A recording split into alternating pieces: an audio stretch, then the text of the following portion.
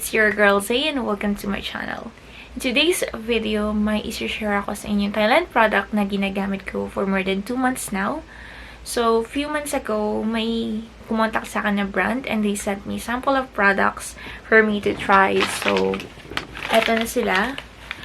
This is from the brand name Layman. I'm not sure if I'm pronouncing it correctly. Pero sa English daw, this is the future.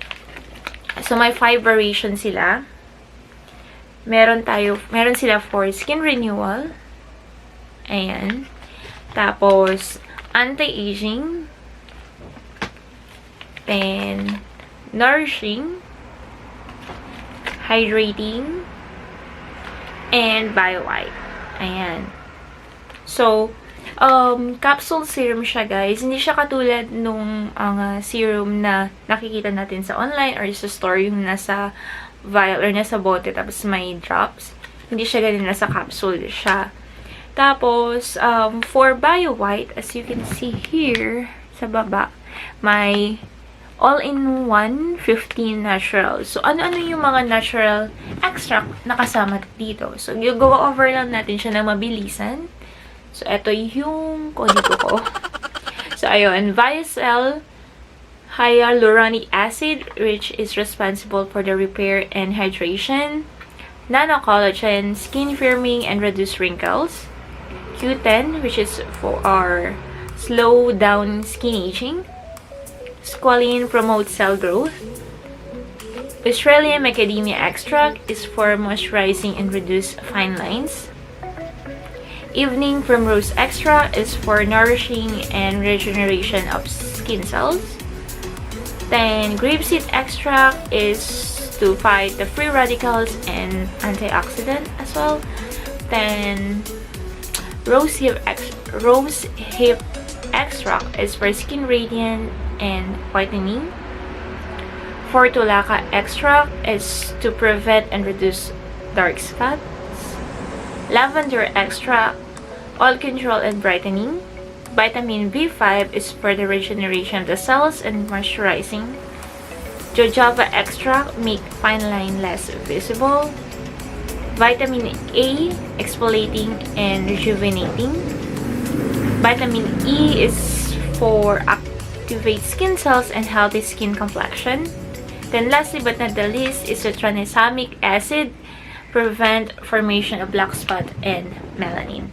So, yun yung 15 naturals na kasama sa kanya. And yung 15 naturals na yun, all in all, nagta-target sila sa 7 factors, which is for repairing of skin cells and skin, moisturizing, brightening, firming, regeneration of the cells, tapos, reduce dark spots or fine lines, and then antioxidant. So, yun yung 7 tina-target ng mga ingredients na yun. So, ayun.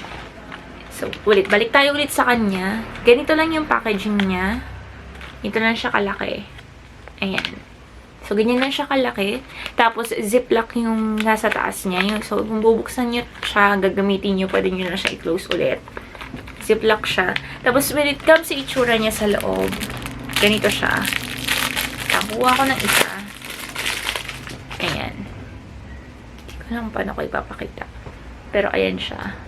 Oops. Ayan siya. So, meron siyang ano dito sa taas. So, ito yung ginugupit.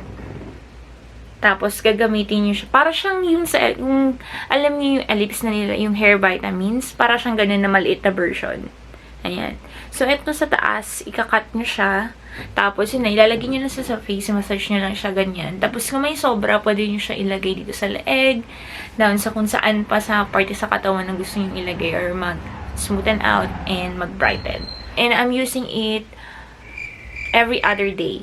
Kasi, ang nakasulat kasi sa manual niya, nung pinadala sa akin, ano siya, ampule.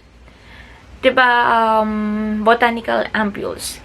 Ang sabi kasi sa nabasa ko, ampules are used once a week.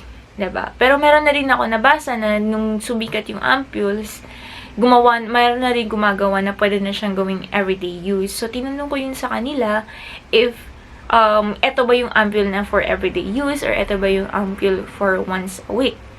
And clarify naman nila sa akin na yun lang yung term na ginagamit nila at pwede siyang everyday. But for me, mas, andun ako sa safe side. Mas gusto ko yung every other day. Same pa rin naman ang effect. So guys, when it comes to my personal experience or product, magsistart ako sa amoy. Hindi ko kasi may distinct na amoy siya na hindi ko naiintindihan. Pero mas mako-compare ko siya sa amoy ng dahon. Alam niyo yung dahon na pinakuluan, like sambong. Closest siya doon. May isa pa siyang familiar na amoy pero hindi ko maalala kung ano yun. Pero hindi naman siya natatagal. Tolerable siya. And pag natuyo na siya, mawawala na yung amoy. Tapos, when it comes to consistency, oily yung consistency niya. Then, after 1 to 2 minutes, saka siya nagda-dry. Then, pagka-dry, nararamdaman ko na agad na nag-smoothen na yung skin ko. Then, the next day, pagkagising ko, mas smooth siyang hawakan kesa dun sa in-applyan ko siya nung gabi. Mas smooth siya, tapos makikita na nag-glow up or nag-brighten yung skin, parang ang fresh lang. Tingnan. Tapos, mas ramdaman ko pa yung nourishing effect and moisturizing effect niya. 7-day ko yata ginagamit, pas nararamdaman ko pa siya. Tapos, wala akong naramdaman na side effect, walang pimple na lumabas, walang, hindi siya oily, hindi nag-oiled up. Tapos, yung isang pimple ko dito, meron akong pimple dito na 3 weeks na ayaw gumaling. Pero, nung nilagyan ko siya ng nilagay, doon ako nagko-concentrate eh.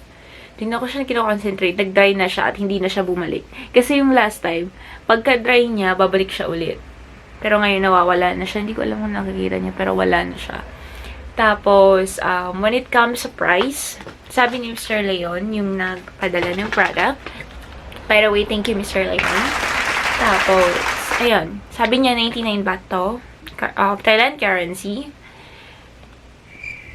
Thailand currency, when it's converted to Philippine peso, it's 167 pesos and 75 cents. So, medyo pricey siya. Kasi kung titingnan nyo, 7 capsules lang siya. So, 7-day use lang siya.